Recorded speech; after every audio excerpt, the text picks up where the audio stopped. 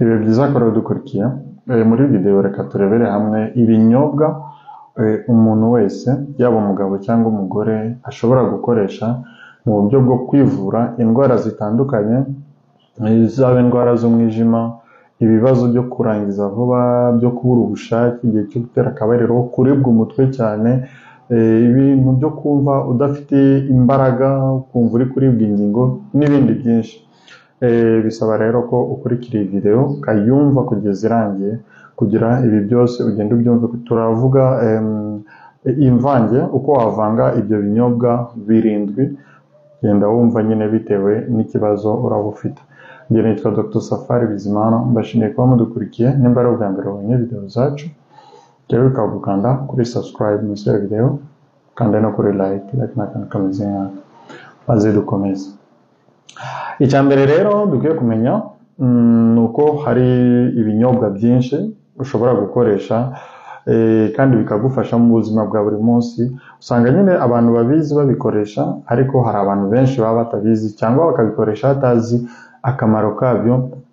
Iyo utazi rero akamaro k'ikintu akenshi ugikoresha nabi, ukagikoresha mu buryo butari bwo, ugasanga za nyungu wakagombye kubonamo ntuzibone neza. So icya mbere rero dukwiye kumenya ni ukuvanga tangawize na turmeric n'indimu. Tangawize, okay, tangawize, okay, turmeric n'indimu. Tangawize, turmeric n'indimu, ahangaha turabizi tangawize ibamo ibinyabutabire bituma imitsi yaguka, imitsi yakwaguka, amaraso agatembera neza. Amaraso yatembera neza bikaba byakurinda ibibazo bya stress, ibibazo byo kurangiza vuba, kubura ubushake. Ariko usibye ibingibi, turakubutsa ko muri tangawizi habamo n'ikinyabutabire gikangurira umubiri wawe gukora umusemburo wa testosterone. Rero umusemburo wa testosterone ni umusemburo ushobora gufasha umubiri wawe gukora intanga, ariko ukaba wafasha umubiri wawe, ubwonko bwawe cyane cyane, gukora umusemburo wa serotonine, maze ibingibi bikaba byatuma nimba wari ufite stress, nimba udasinzira neza, usinzira neza.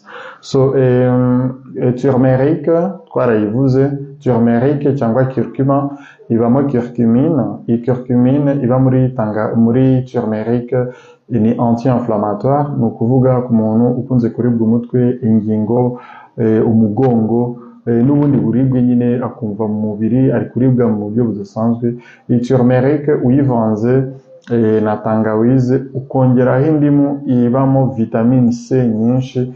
Ibingibi byagufasha rwose kwirinda ibibazo byo kurangiza vuba, ibibazo byo kuribwa umutwe n'ibindi. Gusa turakwibutsa ko usibye ibingibi, turakwibutsa ko iyo vitamine C iba nyinshi mu ndimu no muri tangawizi, bishobora kugufasha gusohora imyanda cyangwa uburozi buba buri mu mwijima. Uburozi bushobora kuba bwatewe no kunywa inzoga cyangwa kunywa imiti yo kwa muganga myinshi cyangwa kurya ibintu bihumanye. Ni byiza rero gufata ibingibi. Ni gute bitegurwa rero? Ufata agace ka litiro k'amazi ukayateka, wamara kuyateka igihe ashushe ariko adatwika, ashushe nyine kwa kundi aba yenda kuba akazuyazi, ariko ashushe nyine wumva ashushe. Ugashyiramo tangawize, ushobora gukatiramo tangawize cyangwa tangawize ukayikatira muri blender. Wamara kuyikatira muri blender ugashyiramo ya curcuma imwe, ugashyiramo indimu imwe, maze ukabishyira muri ya mazi 300 ml cyangwa 500 ml, maze ukayanywa. Ibingibi byagufasha kwirinda ibyo bibazo byo guhora urangiza vuba. Ikindi dukwiye kumenya ni fenugrec na cannelle n'ubuki. Fenugrec, cannelle, ubuki. Iyo fenugrec turabizi ko ibamo ibinyabutabire byitwa saponine.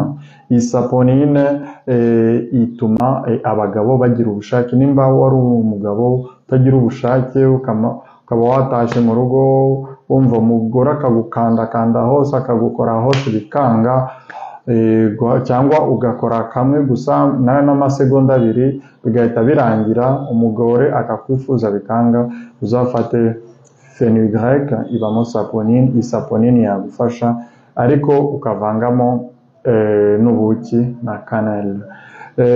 cannelle ni cinnamon.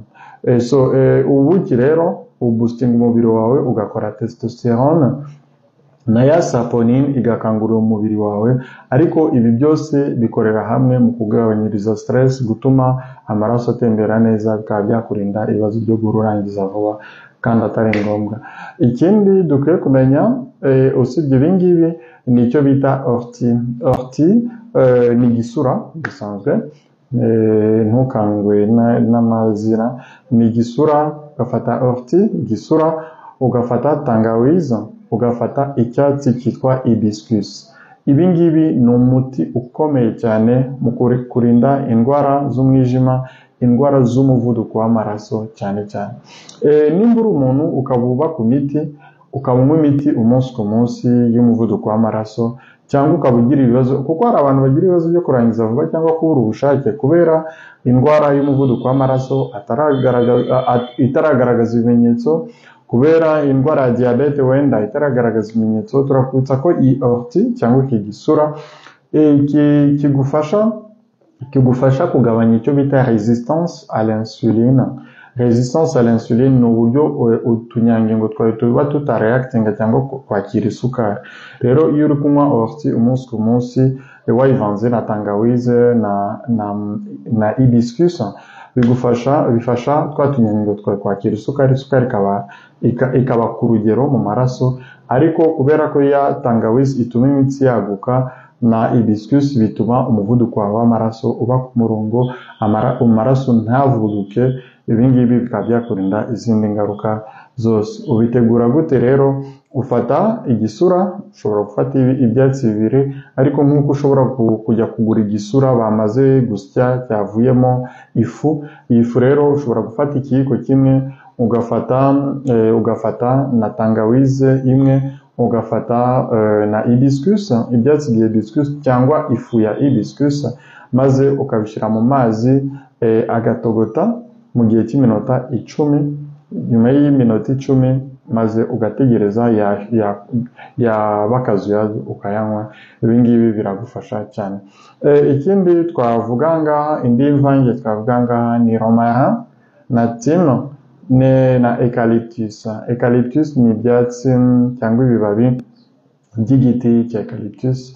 Iyi romarin twarabisobanuye ko ifasha umuntu ukunze kugira ibibazo byo kwibagirwa, umuntu udasinzira neza, umuntu ugira ibibazo byo kurangiza vuba kubera stress, umuntu ugira ibibazo by'umutima udakora neza, cyangwa umutima uhora uhuzagurika utera cyane.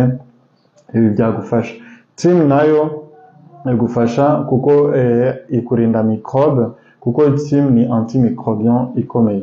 Na eucalyptus ifungura imyanya y'ubuhumekero ku bantu bagira ibibazo by'amasinusite, guhora arwara ibicurane, guhora arwara inkorora. Iyo uvanze ibi ngibi biragufasha cyane. Ibyo bibazo byawe byo guhora ukorora, byo guhora wumva amazuru yafunganye, bigahita birangira. Ikindi twakubwira ahangaha ni clou de girofle. Ufata clou de girofle ukayivanga na poivre noir. Clou de girofle turabizi ko ibamo eugenol. Eugenol iba muri clou de girofle ishobora kugufasha nimba ugira stress igatuma urangiza vuba, nimba ugira stress igatuma udasinzira neza, nimba hari ibindi bibazo ufite bituma ubuzima bwawe butagenda neza. Vanga clou de girofle uvange na poivre noir, bizagufasha, ibyo bibazo byawe bizahita birangira. Ikindi twavuga ngaha ni ukuvanga tungurusumu ukayivanga n'indimu ukavanga n'ubuki. Ibi ngibi ubikoresheje ibyo bibazo byo kurangiza vuba, ibyo bibazo byo kubura ubushake, ahangaha ni kubura ubushake haba ku bagore haba ku bagabo, ibibazo bihita birangira ako kanya, kuko yaba tungurusumu ibamo ibinyabutabire bituma imitsi yaguka, yaba indimu ibamo vitamine C ituma umubiri wawe ukora neza. Ubuki ku bagore utuma umubiri w'umugore ukora imisemburo ya estrogene ikamwongerera ubushake, ariko ku mugabo ituma umusemburo wa testosterone ukorwa, bigatuma ubushake buza ugakora ibyo ukora neza. Ibi ngibi rero ni byo ushobora gukoresha. Tukaba tugushimiye kuba wadukurikiye, twongera kukubutsa gukanda kuri subscribe na like.